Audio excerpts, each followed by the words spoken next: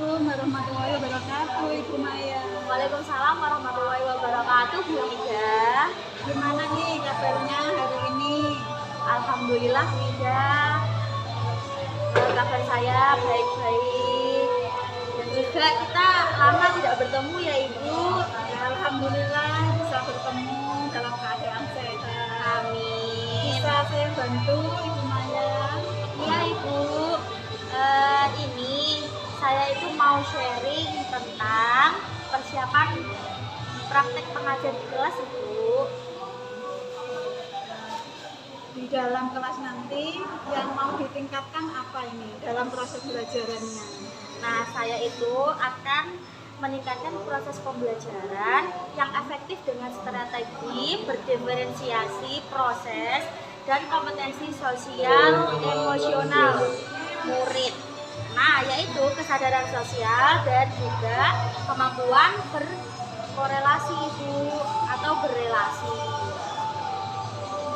Jadi untuk meningkatkan proses pembelajaran, Ibu Maya akan menerapkan strategi diferensiasi proses dan kompetensi sosial emosional murid, yaitu kesadaran sosial dan kemampuan berrelasi.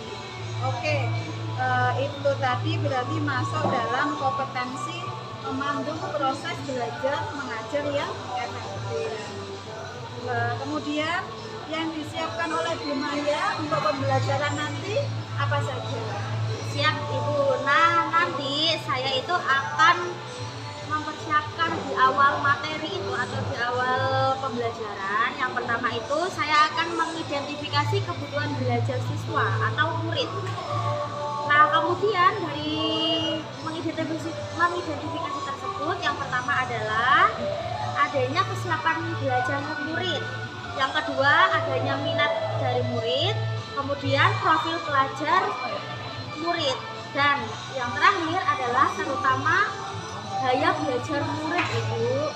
Kemudian dari gaya belajar tersebut, saya akan menentukan model pembelajaran yang akan dipakai. Selain itu, dalam model pembelajaran harus ada aktivitas diskusi dan juga kegiatan kelompok, sehingga akan meningkatkan kompetensi, kesadaran sosial, dan kemampuan berrelasi antara murid satu dengan murid yang lainnya, Ibu. Itu bagus banget Bu Maya.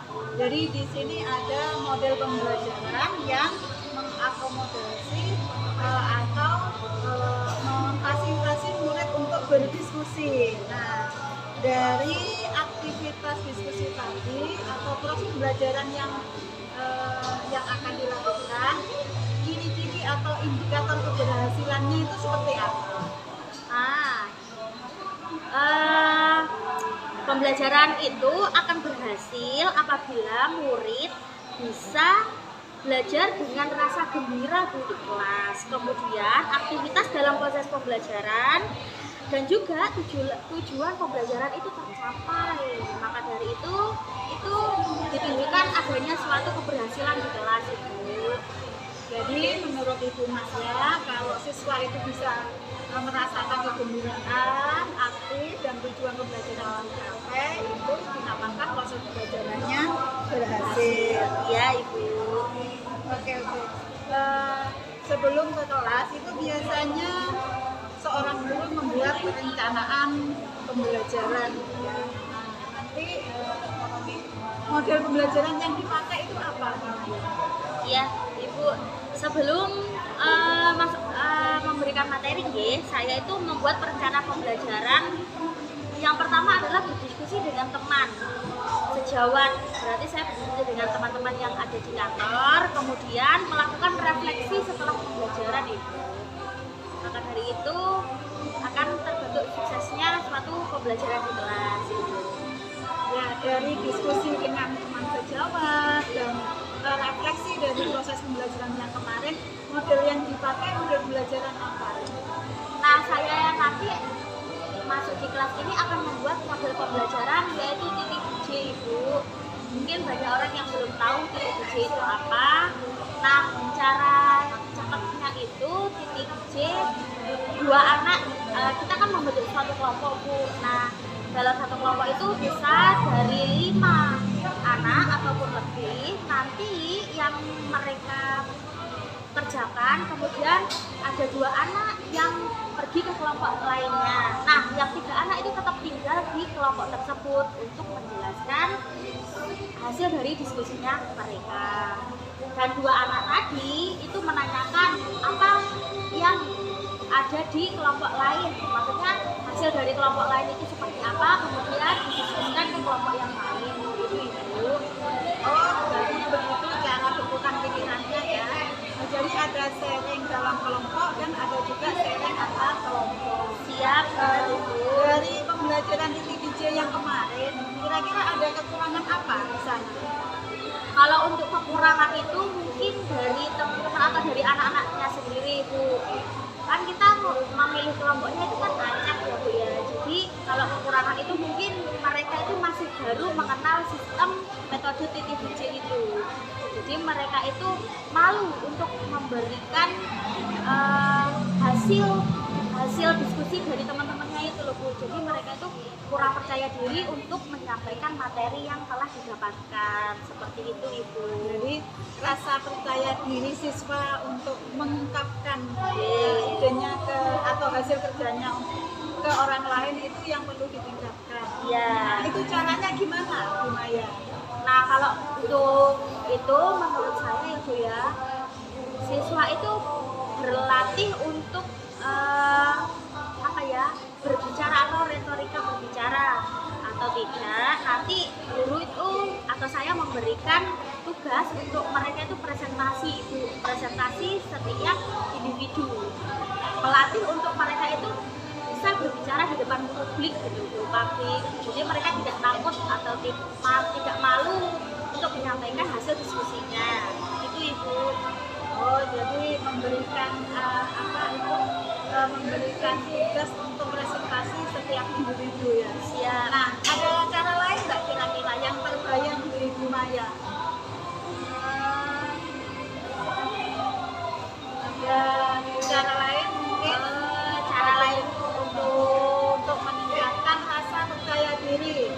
biasanya itu kalau rasa percaya diri itu kan menumbuhkan dari dirinya sendiri ya Bu. Selain itu kita itu beri support kepada anaknya, kita memberikan support agar anak itu pasti bisa untuk melakukan presentasi. Setiap anak itu pasti bisa untuk melakukan presentasi, Berikan dukungan, support ya. bisa secara lisan. Ya, bisa secara lisan maupun nanti di belakang panggung atau di belakang layar kita memberikan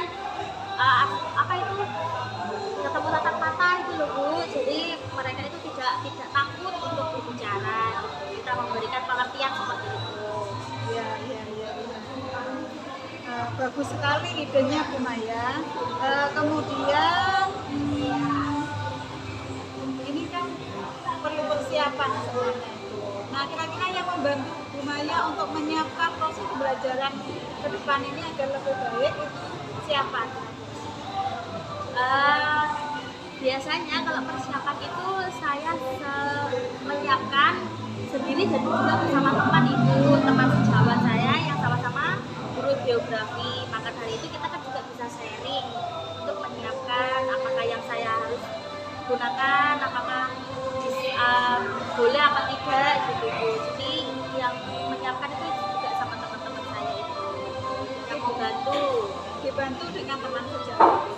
Nah, Nah, kira-kira Bu Maya ini manfaat apa yang diperoleh dari pembicaraan kita hari ini? manfaatnya yaitu kita belajar untuk bisa menyampaikan materi, kemudian belajar untuk tidak takut di depan banyak orang gitu loh Bu.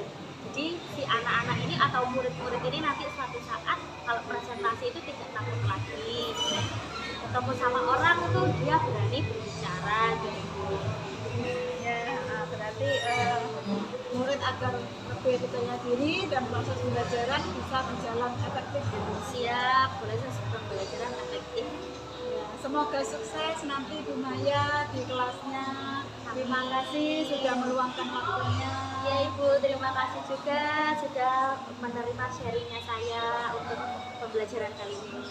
Sama-sama Bu Maya. Assalamualaikum warahmatullahi wabarakatuh. Waalaikumsalam warahmatullahi wabarakatuh. Terima kasih Bu Ida.